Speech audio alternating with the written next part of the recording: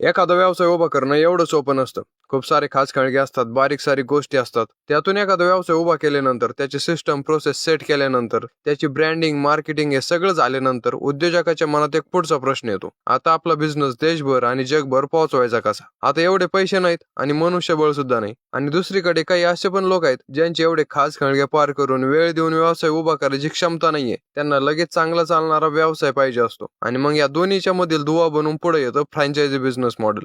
या मॉडेलमध्ये कंपनी त्यांचे बिझनेसचं नाव, ब्रँडिंग, सिस्टम, प्रोसेस, रेसिपी ह्या सगळ्या गोष्टी त्यांच्या फ्रँचायझीला देते. म्हणजे सगळं रेडीमेड. त्या बदल्यात एक फ्रँचायझी फी घेतली जाते. त्यानंतर प्रोडक्टसाठी रॉ मटेरियल सुद्धा दिलं जातं. त्यातून पण नफा कमावला जातो. आणि होणाऱ्या प्रत्येक सेलमधून रॉयल्टी सुद्धा घेतली जाते. आणि बिझनेस जगभर सुद्धा पोहोचवला जातो.